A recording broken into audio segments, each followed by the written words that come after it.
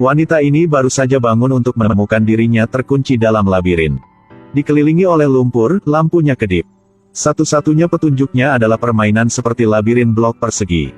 Dia kedinginan dan lapar, jadi dia hanya bisa mencoba memecahkan teka-teki kubus. Setelah dia menyelesaikan pertanyaan pertama, sebuah pintu terbuka. Dia mencoba mendorong pintu terbuka, di dalamnya ada ham hamburger yang lezat. Dia melahap semuanya, lalu dengan cepat memecahkan teka-teki kedua. Kali ini tempat tidur bersih muncul di depannya. Dia mengerti ini adalah permainan yang kejam. Selama dia memecahkan teka-teki, penculik yang tidak bisa melihat wajah akan memberi hadiah kepadanya. Tapi teka-teki berikutnya terlalu sulit, dia mencoba yang terbaik dan masih tidak bisa menyelesaikannya. Dan di labirin ini yang lebih menakutkan dari kelaparan adalah kehausan. Dia mencari untuk waktu yang lama dan hanya menemukan toilet yang kotor. Dia akhirnya menyerah pada rasa haus. Gunakan tangan dia untuk mengambil air di toilet untuk diminum. Pada saat yang sama, dia tidak tahan lagi. Dia berteriak dengan marah dan melemparkan kotak itu. Tapi langsung menyesal. Dia mengambilnya sambil meminta maaf kepada penculiknya. Dia sepertinya mendengar permintaan maaf kepadanya. Sangat cepat sebotol air bersih dibawa di depannya. Entah sudah berapa lama, tiba-tiba suatu hari dia seperti mendengar tangisan. Dia mengikuti suara itu untuk menemukan pintu besi. Dia ingin menghibur orang-orang di dalam. Pada saat ini, dia menemukan bahwa pintu besi itu memiliki selembar kertas yang menempel di atasnya, itu adalah kode kunci pintu. Jadi dia membuka kunci pintu dan perlahan membuka pintu kamar itu. Adegan di depan matanya mengejutkannya. Seorang gadis dengan riasan mencolok, taruh kedua tangannya di belakang punggungnya. Tetapi ketika wanita itu berbicara, itu membuatnya semakin takut. Aku tidak tahu apa-apa, aku hanya permainan. Orang itu setuju denganku bahwa ketika aku bisa membunuhmu, aku akan bebas. Wanita itu bergegas dengan pisau, menyebabkan dia buru-buru menutup pintu. Setelah itu, dia tidak berani lagi memperhatikan gadis itu lagi. Sedikit demi sedikit gadis itu tidak mengeluarkan suara. Setelah beberapa saat, ada bau busuk di sisi pintu. Dia tahu bahwa babak ini akhirnya berakhir. Tidak tahu udah berapa lama. Suatu hari dia bahkan melihat sesuatu bergerak di bawah penghalang. Dia mengangkat selimut untuk melihat, ternyata itu kucing. Sejak itu, kucing itu menjadi satu-satunya penghiburnya selama hari-harinya di penangkaran. Tapi kemudian ada celah besar dalam ingatannya. Ketika dia bangun, ada seorang dokter di depannya. Tapi dia melihat dirinya di cermin, katanya tanpa ekspresi. Ini adalah permainannya. Dokter tidak berdaya untuk menanyakan pertanyaannya. Kamu merasa kamu di mana sekarang? Aku di labirin. Dokter hanya harus menjelaskan padanya. Namanya Samantha, ketika dia pergi ke sekolah, dia diculik oleh orang yang memakai topeng kelinci. Dia baru saja diselamatkan kemarin. Untuk waktu yang lama di penangkaran. Dia diberi sejumlah besar obat penenang. Dan Dr. Green datang untuk membantunya memulihkan ingatannya. Agar polisi cepat menangkap penculiknya. Dia masih tidak percaya, jadi dia bertanya berapa lama dia di penjara. Dokter memberinya foto. Kamu sudah di penjara selama 15 tahun. Melihat wajah mudanya, dia akhirnya setuju mulai bekerja sama. Dia perlahan menceritakan kenangan itu secara lengkap. Dokter masih mendengarkan. Baru setelah dia menyebutkan kucing itu, dokter baru memotongnya. Kamu benar-benar berpikir ada kucing di sana? Menurutmu aku bohong? Melihat Samantha marah.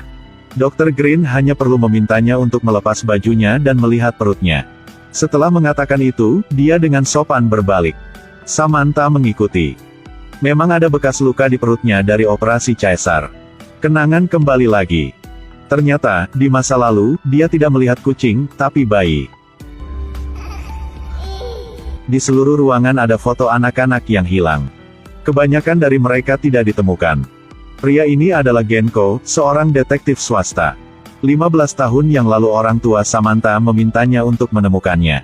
Dia menerima uang tetapi masih tidak dapat menemukannya. 15 tahun kemudian, penyakit jantungnya telah mencapai akhir. Dia ingin melakukan hal terakhir sebelum dia mati, untuk memenuhi janji lamanya. Tapi satu-satunya petunjuk dia adalah penculik dengan topeng kelinci raksasa. Jadi dia pergi ke pusat pencatatan ini. Staf di sini berkata, 36 tahun yang lalu ada seorang anak hutan yang hilang selama 3 hari. Dan mendengar bahwa setelah dia ditemukan, dia mulai membunuh kelinci untuk bersenang-senang. Pak Genko mengikuti petunjuk ini ke rumah ibu angkat anak itu. Siapa yang mengira bahwa dia mengatakan kepadanya kalimat yang sangat menakutkan. Anak-anak yang hilang itu tidak akan pernah menjadi diri mereka sendiri lagi. Kemudian dia membawa Tuan Genko ke ruang bawah tanah dan menunjukkan kepadanya sebuah buku komik kelinci. Bukunya terlihat biasa saja. Tapi dia tidak menyadari ibu itu sekarang memegang tongkat di belakangnya. Setelah dia bangun, dia dikunci di ruang bawah tanah. Di atas tampaknya telah menjadi kontroversi sengit. Dia ingin lebih dekat untuk mendengarkan, tetapi menemukan bahwa ibu angkatnya sudah mati. Darah menetes ke wajahnya. Kemudian seseorang turun untuk mencarinya, tetapi dia sudah siap. Dia mengambil kesempatan itu dan dengan cepat berlari keluar dari ruang bawah tanah. Karena panik, dia hanya mengambil kunci mobil. Dan dalam cahaya muncul sesosok yang mengenakan topeng kelinci. Ternyata anak laki-laki tahun itu yang memakai topeng kelinci saat ini. Mergenko mengambil cerita kelinci untuk menemukan seorang kolektor. Orang ini mengeluarkan cermin. Untuk sesaat, buku terlihat sangat biasa sehingga mengungkapkan wajah iblis yang nyata. Kolektor memberi saran kepada Genko untuk segera berhenti, menjauhlah sejauh mungkin. Pak Genko tidak percaya, tapi sesampainya di rumah, tragedi memang terjadi. Istrinya dibunuh. Ternyata Genko tidak sengaja menjatuhkan ponsel dan dompetnya. Pembunuhnya selangkah lebih maju darinya dan membunuh seluruh keluarganya. Genko kesedihan dan keputusasaan asa. Pada saat inilah dia melihat seseorang di kamar mandi. Jika dia mengangkat tirai, itu adalah pria bertopeng kelinci. Dia menyuruhnya melepas topengnya. Dia melakukannya, menjadi pria yang terluka parah. Dia bilang pembunuhnya adalah Paul, teman masa kecilnya, dengan tanda lahir besar di wajahnya. Pak Genko segera pergi ke rumah pria bertanda lahir itu. Tapi tiba-tiba penyakit jantungnya kambuh lagi. Pada saat ini Paul muncul, mengatakan Rizzo si bocah berkacamata. Itu yang dia cari dengan topeng kelinci. Genko tiba-tiba mengerti. Ternyata setelah penahat tahu Genko sedang menyelidiki kasus penculikan. Dengan sengaja menikam dirinya sendiri berpura-pura menjadi orang tidak salah. Kebenaran akhirnya terungkap. Tapi hidupnya telah berakhir. Di ruang gawat darurat, dia meninggalkan rekaman bukti penting. Dan sekarang Rizzo sedang mengenakan pakaian staf rumah sakit dan menemukan gadis itu di kamar rumah sakit. Meskipun kamu melarikan diri, aku masih memaafkanmu.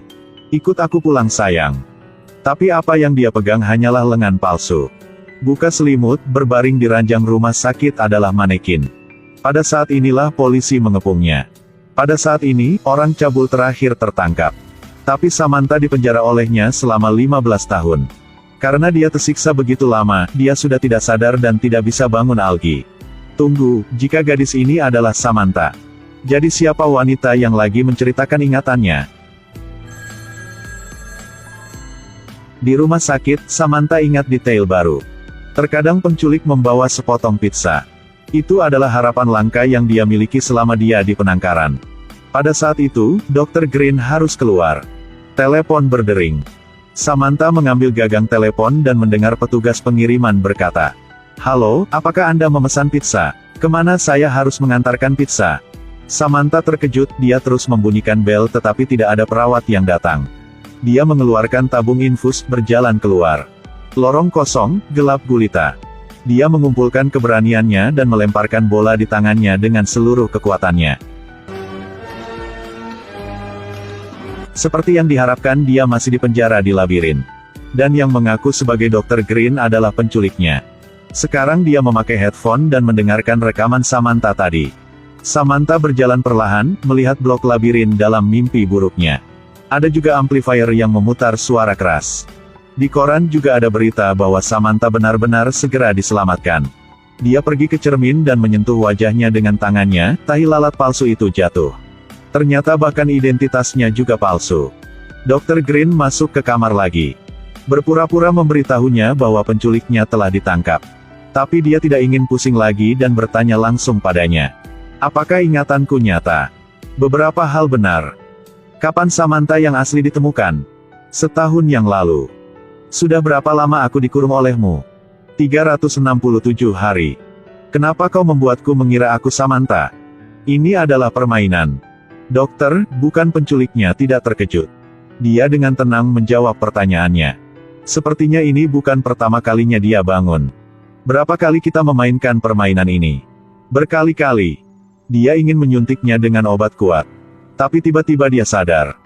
Jika itu semua palsu, jadi kaki yang terluka ini juga palsu. Dia menendangnya begitu keras sehingga dia jatuh pingsan. Selanjutnya dia dengan cepat berlari ke kamar. Pergi ke ruang pemantauan di sebelah untuk mendapatkan peta labirin dan kemudian menuju pintu keluar. Delusinya terus bermunculan. Tapi tetap berusaha untuk mengatasi semua rintangan. Dia akhirnya menaiki tangga dan merangkak keluar. Hal pertama yang dia lakukan ketika dia keluar adalah menutup tutupnya. Simpan iblis itu di bawah tanah selamanya. Dia membuka pintu untuk membiarkan matahari yang cerah bersinar di luar. Dia akhirnya ingat bahwa dia awalnya seorang polisi. Tahun itu dia bertugas menyelidiki kasus Samantha. Dan bekas luka di perutnya adalah bahwa beberapa tahun yang lalu dia melahirkan seorang anak perempuan. Dia akhirnya keluar. Jadi sebenarnya, siapa penculik ini? Jawabannya adalah orang yang lewat. Ketika Samantha ditemukan, dia secara tidak sengaja bertemu dengan detektif Genko di sebuah bar. Melihat berita pada saat yang sama. Cerita ini memberinya firasat. Jadi dia menangkap polisi wanita itu dan menggunakan obat penenang untuk mengubah ingatannya. Buat dia mengira dia Samantha. Kita selalu berasumsi bahwa orang jahat semuanya mesum seperti topeng kelinci hitam itu. Tapi iblis asli juga bisa memiliki wajah yang lembut. Karena itu, dia harus waspada dan melindungi diri sendiri. Jangan biarkan pikiranmu mempengaruhi orang lain. Film berakhir di sini, selamat tinggal dan sampai jumpa lagi.